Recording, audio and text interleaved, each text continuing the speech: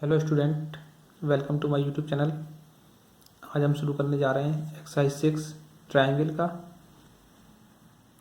प्रश्नावली 6.4। Question number पहला, मान लीजिए त्रिभुज ABC समरूप है त्रिभुज DEF और इनके क्षेत्रफल क्रमशः 64 सेंटीमीटर स्क्वायर और 121 सेंटीमीटर स्क्वायर हैं। यदि EF इक्वल टू 15.4 सेंटीमीटर हो तो BC का मान ज्ञात कीजिए। चलिए करते हैं इसको सॉल्व। ठीक है, सबसे पहले दो ट्रायंगल दिए गए थे ABC और DEF। दो ट्रायंगल हम ड्रॉ कर लेते हैं।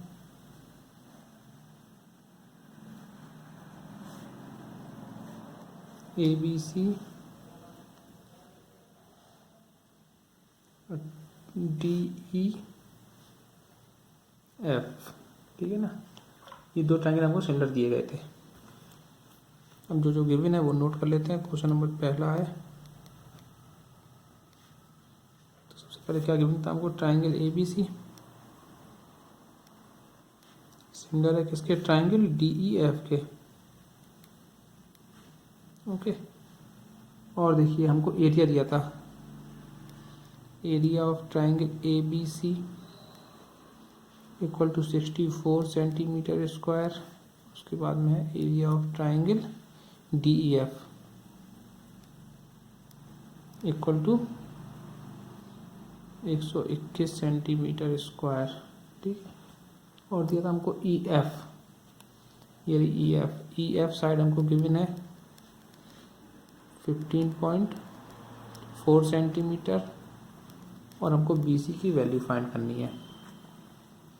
अब देखिए त्रिभुज ABC सिमिलर है, त्रिभुज ABC सिमिलर है किसके? त्रिभुज DEF के। जब ये सिमिलर है तो हम प्रमेय 6.6 इसमें यूज कर सकते हैं। प्रमेय 6.6 से क्या हो जाएगा? एरिया जो है दोनों ट्रायंगलों का, उनका रेशियो जो हो जाएगा वो उनकी भुजाओं के वर्ग के बराबर हो जाएगा, वर्ग के समानुपातित। Area of triangle ABC upon area of triangle DEF, ये इक्वल हो जाएगा किसके? हमको BC भुजा फाइंड करनी है, ये वाली भुजा फाइंड करनी है, और इसकी वैल्यू हमको दी गई 15.4। ठीक है ना, तो यहाँ पे क्या हो जाएगा? BC अपॉन EF का whole square, BC upon EF का होल स्क्वायर। अब क्या करना है? इसकी वैल्यू पुट कर देते हैं।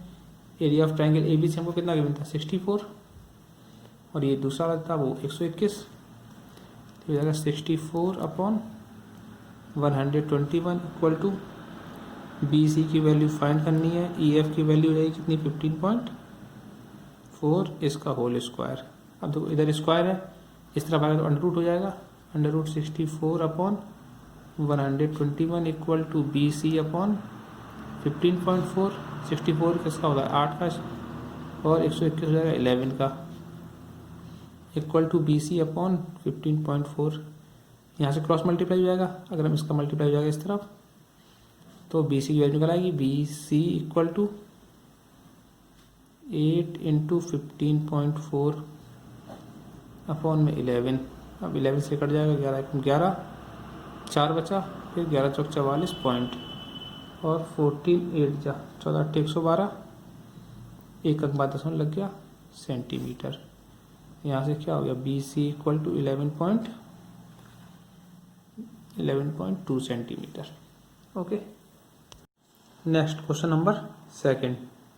एक समलंब ABCD जिसमें AB पैरेलल टू DC है के विकर्ण परस्पर बिंदु O पर प्रतिच्छेद करते हैं। यदि AB इक्वल टू 2DC हो तो त्रिभुज AOB और COD के क्षेत्रफलों का अनुपात ज्ञात कीजिए। चलिए सबसे पहले एक समलंब ABCD बना देते हैं जिसमें AB पैरेलल टू DC। ठीक है, करते हैं इसको सॉल्व। एक समलंब बनाते हैं,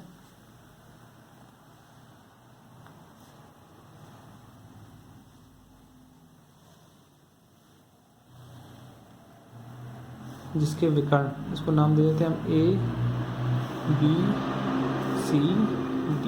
इनके विकर्ण ये हो गए, और इसे मिला दो सी वाले पॉइंट को, ये वाला सेंटर पॉइंट हो गया हमारा ओ। ओके, अब देखिए हमको क्या क्या गिवन था वो नोट कर लेते हैं। दिया है A B parallel to C D दिया था हमको, ठीक है ना। तो ए बी पैरेलल किसके, डी सी के, ए बी पैरेलल हो गया डी सी के, ठीक है ना। और हमको दिया है क्या, ए बी इक्वल टू 2DC, ठीक। और सिद्ध क्या करना है, अब फाइंड करना है, ज्ञात करना है। क्या ज्ञात करना है हमको, area of AOB upon area of COD, इनका हमें अनुपात निकालना है, ठीक है ना। चलिए देखिए AOB और COD, तो AOB ये वाला एरिया हो रहा है, COD ये हो रहा है। अब देखिए इसमें हमको क्या करना है, सबसे पहले इन दोनों, इसको ये वाला जो है, ठीक है, इस वाले को और इस वाले को सिमिलर प्रूफ कर लेते हैं। तो सबसे पहले त्रिभुज AOB और त्रिभुज COD में, और ये हम इसको सिमिलर क्यों प्रूफ कर रहे हो, क्योंकि हमको इसी का तो एरिया फाइंड करना है, AOB का और COD का, AOB और COD इसका एरिया फाइंड करना है। अब AOB और COD में देखिए क्या हो जाएगा, एक तो हो जाएंगे शीर्षा विमुख कोण, ठीक है ना, बराबर हो जाएंगे, और उसके बाद में एकांतर कोण, ठीक, ये वाले कोण इक्वल हो जाएंगे। तो अब देखिए क्या था, एंगल AOB ये वाला एंगल इक्वल किसके हो जाएगा, एंगल COD के इक्वल हो जाएगा, एंगल COD के। क्यों हो गया, क्योंकि ये है शीर्षा विमुख कोण।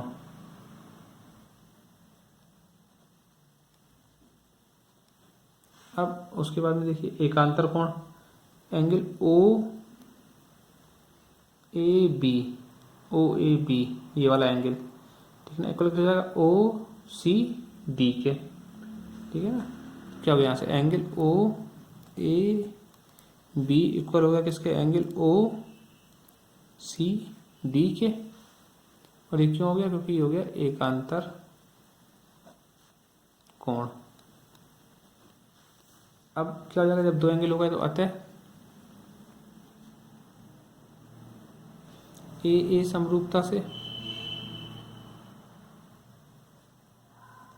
देखिए इसमें मैंने नाम बीच में दे दिया, आप चाहें तो यहाँ से पूरे से दे सकते हैं, क्योंकि ये क्या था, ये पैरेलल लाइन थी और इसको एक ये तिर्यक रेखा काट रही है, जेड बनेगा जहाँ पर, तो वहाँ क्या एंगल इक्वल हो जाते हैं, ये वाला एंगल इक्वल हो जाएगा इस वाले एंगल के, ठीक है। तो हमने इसी से प्रूव कर दिया है। ए समरूपता से क्या हो गया, ट्राइंगल AOB सिमिलर हो गया किसके, ट्राइंगल COD के। अतः फिर मैं 6.6 से क्या हो जाएगा, जब ये ट्राइंगल सिमिलर है तो इनका एरिया जो है उसका ratio, area of AOB upon area of triangle COD, ये इक्वल हो जाएगा किसके, जो हमारी साइड्स थी AB अपॉन CD या DC, AB अपॉन DC के होल स्क्वायर के, ठीक है ना। अब देखिए हमको AB इक्वल टू कितना गिवन था, AB इक्वल टू 2DC दिया हुआ है, तो हम उसकी वैल्यू रख देंगे AB, चूंकि AB इक्वल टू 2DC, ये हमको क्या है दिया है।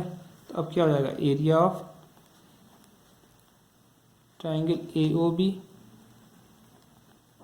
Upon area of triangle COD equal किसके हो जाएगा, AB की जगह हम क्या रख देंगे 2DC अपॉन DC का होल स्क्वायर, इससे कट गया। अब क्या हो गया, area of triangle AOB upon area of triangle COD equal to square है, तो क्या जाएगा, 2 का स्क्वायर हो जाएगा 4, नीचे यहाँ पे 1 है, वह कट गया, तो 1 का स्क्वायर 1, हमसे रेशियो पूछे गए थे, फिर इसका रेशियो आप निकाल दीजिए। अतः area of triangle AOB ratio area of triangle COD equal to 4:1 बन गया। क्वेश्चन बहुत ही इजी क्वेश्चन था।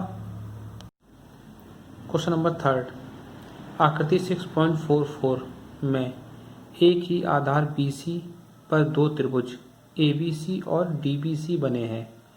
यदि AD, BC को O पर प्रतिच्छेद करे, देखिए AC जो है AD BC को O पर प्रतिच्छेद करे तो दर्शाइए area of ABC upon area of DBC equal किसके जाएगा, AO अपॉन DO के। चलिए फिगर बना लेते हैं, जो फिगर हमको दिया गया है।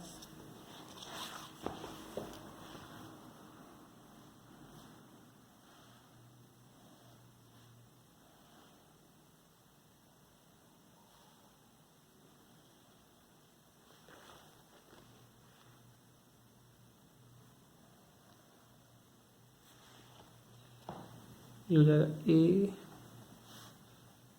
ABCD, ये पॉइंट O पे इंटरसेक्ट कर रहे हैं, ठीक है ना। देखिए इसमें हमको क्या दिखाना है,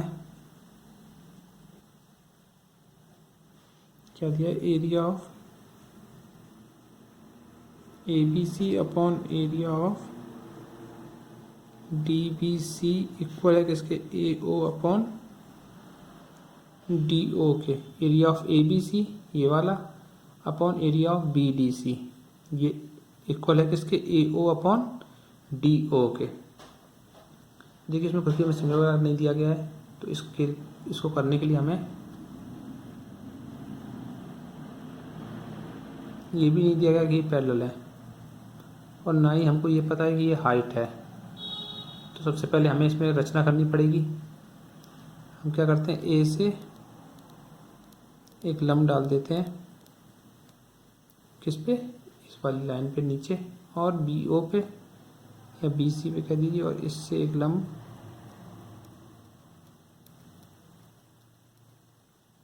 डाल देते हैं इस पे, ठीक है। जब लंब पड़ जाएगा तो ये कितना हो जाएगा, ये हो जाएगा 90 डिग्री का, ये वाला भी 90 डिग्री का हो जाएगा। इसको नाम दे दीजिए आप कुछ भी, M, और इसको दे दीजिए N।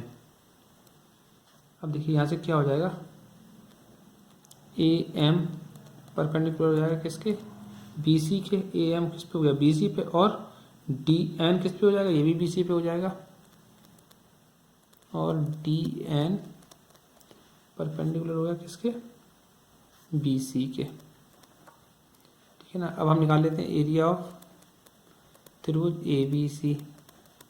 तो क्या हो जाएगा, 1/2 बेस इंटू हाइट, 1/2 आधार गुणा ऊंचाई, तो क्या हो जाएगा, BC इसका बेस हो गया, और हाइट हमको ये मालूम पड़ गई, लंब है, 1/2 गुणा BC इंटू AB, और ये कैसे हो गए, 1/2 इंटू आधार गुणा ऊंचाई, ठीक है। इसको इक्वेशन फर्स्ट दे देते हैं ABC, और हमने ABC का इसलिए निकाला क्योंकि हमको यहाँ पे फाइंड करना था जो रेशियो दिया गया था। अब निकालते हैं area of DBC area of triangle DBC equal to 1/2, इसमें भी इसका आधार बेस जो BC हो जाएगा, इंटू हाइट इसकी DN होगी, DO नहीं, DN।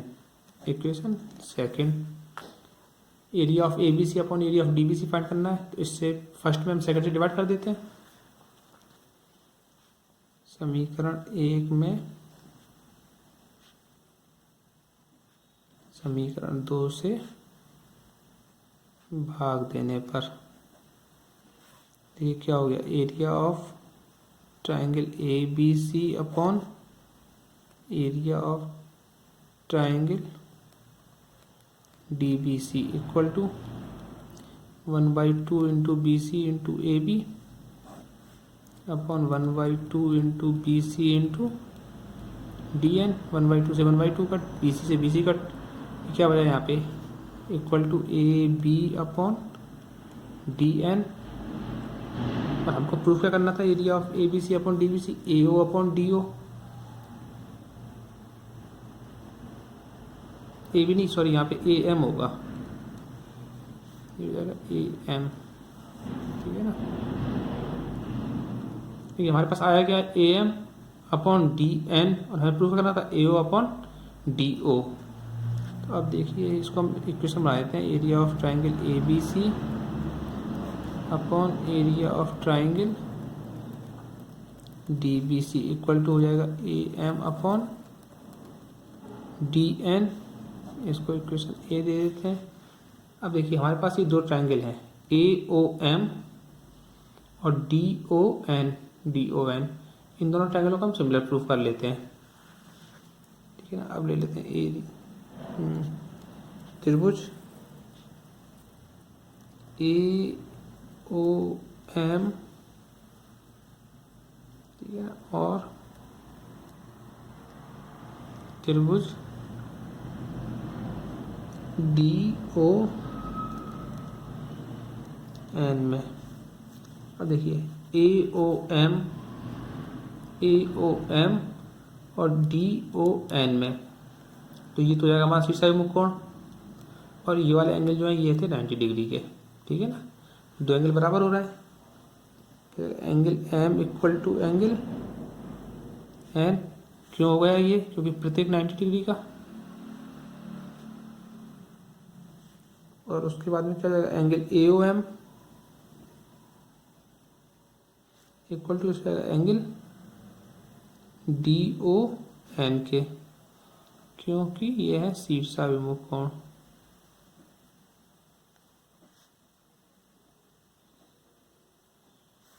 तो ये क्या हो गया, अतः ए समरूपता से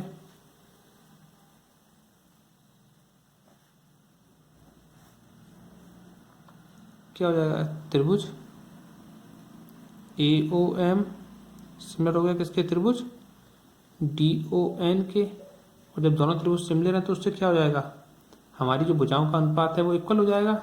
अब देखिए हमें यहाँ पे चाहिए क्या था, A M upon D N, ये लास्ट वाले थे ए एम, दोनों लास्ट ये दोनों ले लेते हैं, A M upon D N, और ये इक्वल में किसके चाहिए, देखिए पहले जो था ए ओ अपॉन डी ओ के इक्वल चाहिए थे, यहाँ से क्या हो जाएगा ए ओ अपॉन डी ओ, और आप चाहें तो पूरा भी लिख लीजिए तब भी सुना जाएगा, A O upon D O equal किसके हो जाएगा, O M upon O N के, और ये इक्वल हो गया किसके, A M upon D N के। तो हमको अवस्था किसकी है, पहले वाले की और लास्ट वाले की, तो हम यहाँ से लिख लेते हैं A O upon D O equal to A M upon D N, ठीक है। और इसकी वैल्यू हम किससे पुट करते हैं, समीकरण ए में, A M upon D N equal to A O upon D O रख दें, इसका रख दीजिए, इसको दे दीजिए कोई समीकरण 3, और समीकरण 3 का मान समीकरण 3 का मान समीकरण ए में रखने पर, तो ये क्या हो जाएगा यहाँ पर, area of triangle A B C upon area of triangle D B C, ये इक्वल किसके हो जाएगा, ए ओ अपॉन डी ओ के, और यही हमको प्रूफ करना था। और ये इक्वल कैसे हो गया, देखिए यहाँ पे क्या था, यहाँ पे हमको दिया A M upon D N, और हमने A M upon D N किसके इक्वल प्रूफ कर दिया है, A M upon D N equal है किसके, ए ओ अपॉन डी ओ के, बस वही वैल्यू हमने इसे पुट कर दी। ओके, नेक्स्ट क्वेश्चन नंबर 4, यदि दो समरूप त्रिभुजों का क्षेत्रफल बराबर हो तो सिद्ध कीजिए कि वे त्रिभुज सर्वांग सम होते हैं। बहुत ही अच्छा क्वेश्चन है। देखिए इसमें क्या कहते हैं, आपको पूरी में लैंग्वेज दी गई है और सब कुछ इसी के अंदर है। पहले तो दिया गया दो समरूप त्रिभुज और उनका क्षेत्रफल ही बराबर है, बस हमको प्रूफ करना है कि वो सर्वांग सम है, कॉन्ग्रुएंट है। चलिए फिगर बना लेते हैं। पहले तो सबसे पहले दो सिमिलर ट्रायंगल ड्रॉ कर लीजिए।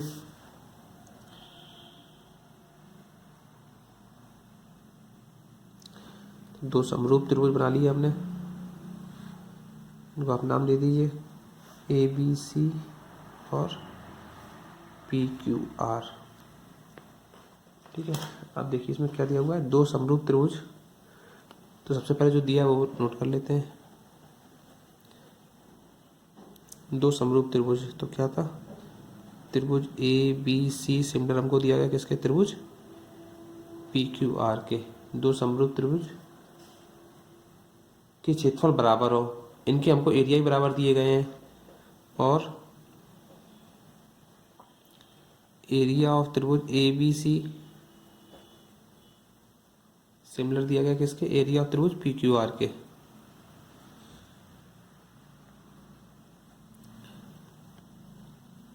अब देखिए हमको प्रूफ क्या करना है,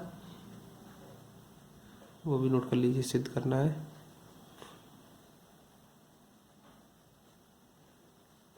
ये क्या प्रूफ करना है, दोनों त्रिभुज सर्वांग सम है।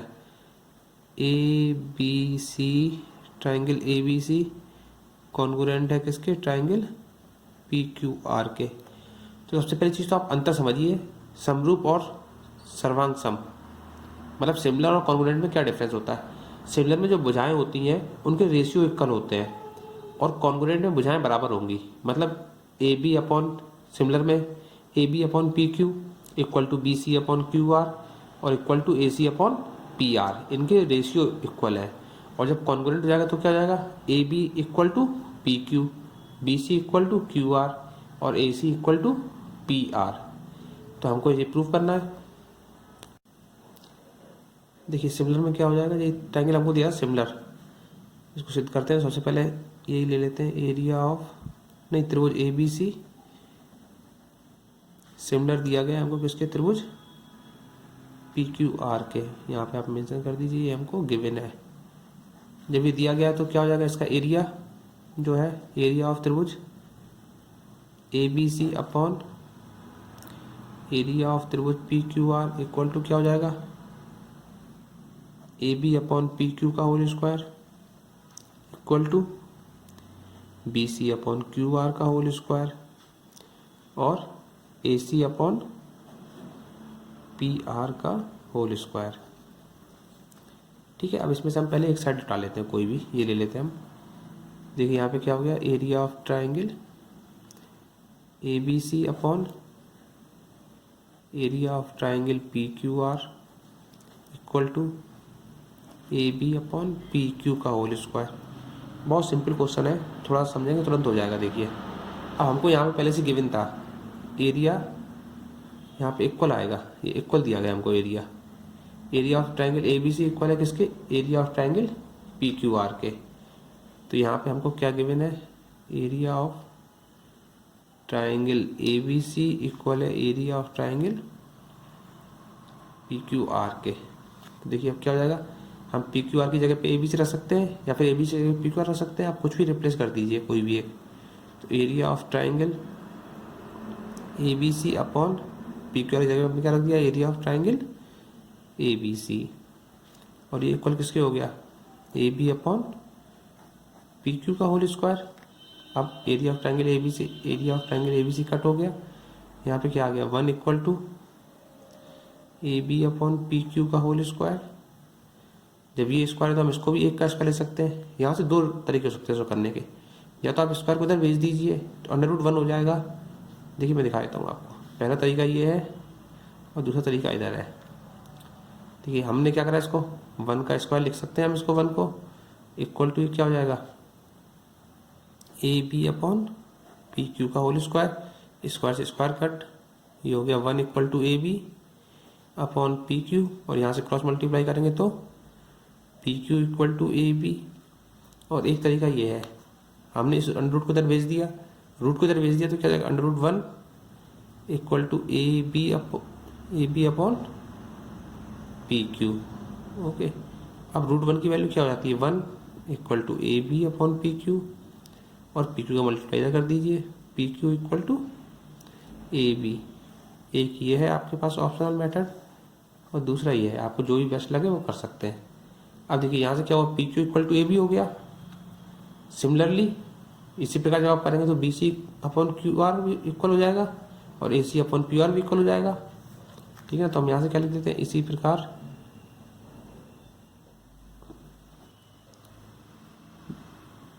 Q R equal to B C और Q R equal to B C और A P R equal to A C.